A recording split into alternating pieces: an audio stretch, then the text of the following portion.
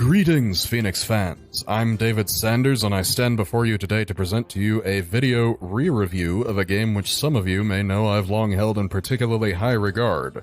The game in question is Lucas Pope's Papers, Please, the subtly political paperwork processing simulator. Now, why am I calling this a re-review? Well, that's because I've covered Papers, Please in a written review on Phenixx Gaming before, as you might know if you've followed the main site for a while before we started our YouTube channel. See, here's the thing. I'm reviewing the game again because I absolutely despise my original review of it. I don't remotely feel that I did the game anything close to justice in that article. That's why I'm taking another crack at it in today's video as a sort of apology both to Lucas Pope and to you, our wonderful audience. If you only take one thing away from this video, let it be my advice to never write any important game reviews while you're exhausted. It never ends well. Having said all that, let's begin, shall we? As I mentioned a moment ago, Papers, Please is, at its heart, a paperwork processing simulator with increasingly heavy political undertones. Now, I know that may not sound like the most exciting game in existence, even if a game like this greatly appeals to your various niche preferences as it does for me. That's precisely why I ask that you hear me out, especially if you'd like a challenge and/or you think you work best while under pressure and facing deadlines. First, though, let me illustrate the setting for you. It's November of 1982. You're a humble working-class citizen of the fictional, and I suspect not entirely democratic, country of Arstotzka, which is just as hard to spell as it is to say. You receive a highly official-looking letter in the mail from the Arstotzkan Ministry of Labor, which informs you that the annual October Labor Lottery has been completed. Your name was pulled during said lottery, which means you've got a job to your name and an apartment provided to you and your family. Hooray! The only potential downside is that you'll spend all day dealing with disgruntled people trying to enter your home nation for various purposes, some of whom actually want nothing more than to see Arstotzka crumble, and you with it. There's no sense in worrying about the what-ifs, though. I mean, realistically speaking, what could possibly go wrong? Actually, it turns out that several things could go wrong, but I'll get to that in a few minutes. For now, all you need to worry about is performing well during your first day at your new job. Thankfully, since the border checkpoint at which you'll be working only recently opened, the Arstotzkan government makes your first day easy on you.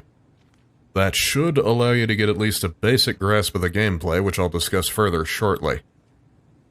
On your first day, things are remarkably easy because you only have to worry about checking the passports of anyone in line in your border checkpoint. Even then, you only have to grant them entry if they are citizens of Arstotzka. Any foreigners are automatically denied entry during your first day as per the official rulebook given to you by the Ministry of Admissions. In addition to listing the various rules you have to follow while processing paperwork during any given day, your rulebook also contains quite a bit of other handy information, such as a map of the other nations in the region near Arstotzka and facts about each of these countries which can help you spot out counterfeit documents that people may be using to get past your border checkpoint. That's one reason why I suggest keeping the book open in your work area at all times, though I understand that may become difficult as you have to examine steadily increasing amounts of documentation for each potential entrant. As I've said, your first day will likely be a breeze, but don't allow that knowledge to make you complacent. The rules decreed by the Ministry of Admissions change on a virtually daily basis, and you won't have much time to acclimate to any alterations.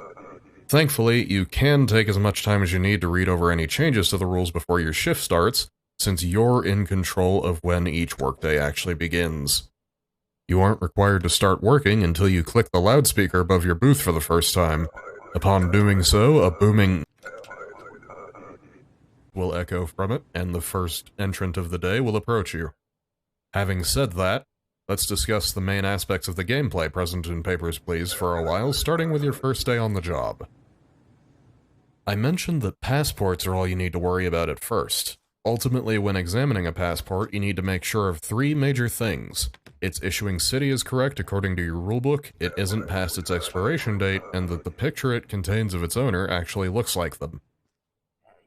If any of these things aren't the case, that constitutes grounds for automatically denying someone entry into Arstotzka in most circumstances. You'll figure out the rest as you play the game if you decide to pick it up. Assuming everything about someone's passport is valid, all you need to do is align the portion of their passport that's marked Entry Visa beneath your green stamp, click the stamp to apply it, and return the passport to its owner. The procedure is virtually the same for denying someone entry. All you have to do differently in that case is apply your red stamp instead. As you might imagine, applying either a red or green stamp to someone's passport is typically the last step of the paperwork processing procedure. I say that because you should only use one of your stamps once you're absolutely certain of whether they should be granted or denied entry based on the documentation they've handed you. Because of that, depending on how many papers you have to examine for each entrant, appropriately granting someone entry tends to take at least a little while longer than finding a reason to deny that person entry.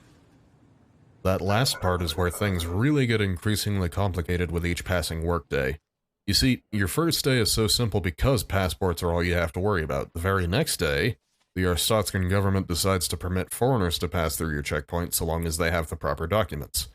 That means not only will you have to worry about passports, but you'll also be required to use your booth's inspection hardware to look for and point out any discrepancies in any paperwork, such as anything that's expired or otherwise invalid, from that day onward. Then, before you know it, you'll be processing so many different documents for each and every person who wants to enter Arstotzka that you'll wonder how the entire planet wasn't deforested in order to print all those forms and permits. That, unfortunately, leads me to mention that which I simply refer to, with the utmost contempt, as the sound. What sound might that be, you ask? This one, of course. Now, I bet you're wondering, David, what could be so bad about that sound? Well, dear viewer, let me tell you exactly what's so bad about it. You see, that is the sound of a 1980s dot matrix printer spitting out a citation from your employer. These citations are the only surefire way you'll know whether and how you screwed up while processing someone's documents. Obviously, you want to avoid getting these citations for as long as you possibly can, primarily for one very important reason. Your first 2 citations in a given day count as warnings and therefore don't carry a penalty against you. If you happen to get 3 or more citations during a shift for any reason, however, each citation after the second will cause you to be fined an increasing amount of money, which is deducted from each day's earnings. Just the sound of that dastardly printer as it almost gleefully points out my failures is enough to upset me. I rarely even read any citations I receive anymore because of that. That is, unless, of course, I genuinely can't figure out what my mistake was. In these cases, I have most assuredly been known to shout, "What did I do that time?" before reading the citation in question. More often than not, I find that I've been cited for missing an incredibly minute detail, although there are some reasons for citations I've gotten that I still can't wrap my head around. Such is life in glorious Arstotzka, I suppose. Anyway, let's momentarily backtrack to the prospect of getting fined for screwing up.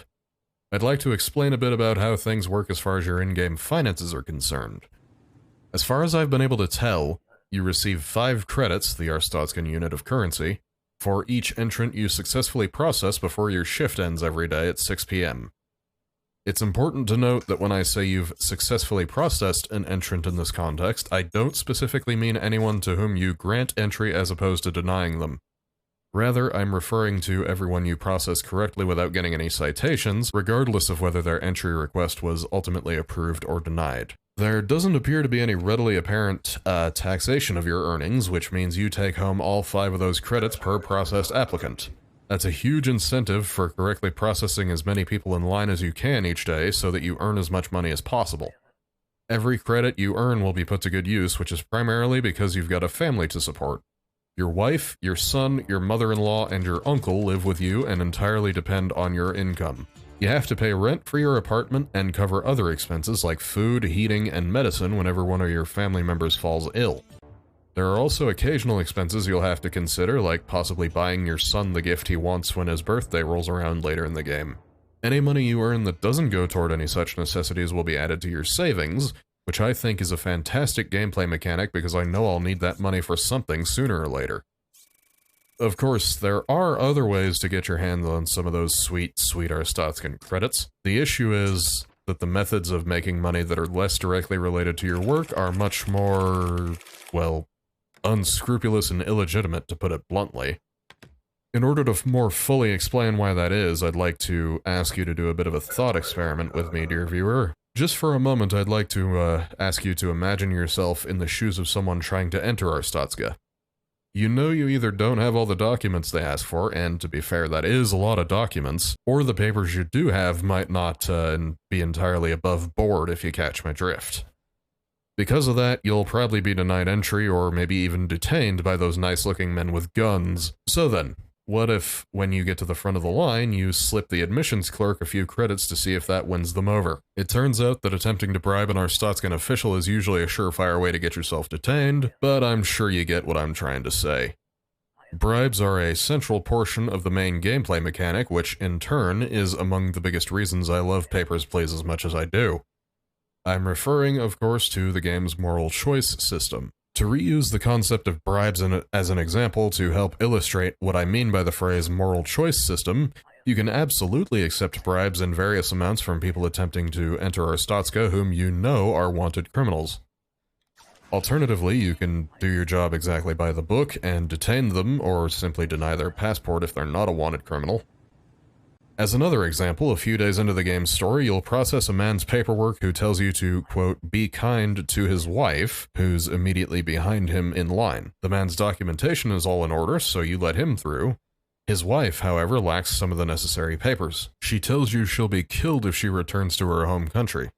Do you deny her, as the rulebook says you should, or do you defy the man and listen to your conscience by giving her that glorious green stamp? That choice, dear viewer, is yours and yours alone. I think this review has gone on for far long enough, so I'd like to briefly summarize my thoughts on Papers, Please as a whole before I wrap things up. There are so many reasons I love this game that I haven't mentioned here, but two that I want to include right here at the end are as follows. Firstly, the game has not one, not two, but 29 unlockable endings which are achieved entirely based on your choices and actions throughout the game's story mode. That, folks, is a metric ton of replayability. Secondly, though, if that amount of replayability somehow isn't enough for you, Papers, Please also features several unlockable endless game modes. For example, one of these endless modes allows you to see how many entrants you can properly process in 10 minutes, while another allows you to play until you receive your first citation for making a mistake. In short, I completely adore Papers, Please, I adore everything about it, and I think at this point that will always remain the case. I hope this re-review has done more justice to the game and its creator than my abysmally written review did, and equally importantly, I hope that you enjoyed watching it. Until we meet again, folks, I'm David Sanders for Phenixx Gaming. As always, cause no trouble, and glory to Arstotzka. I'll see you next time.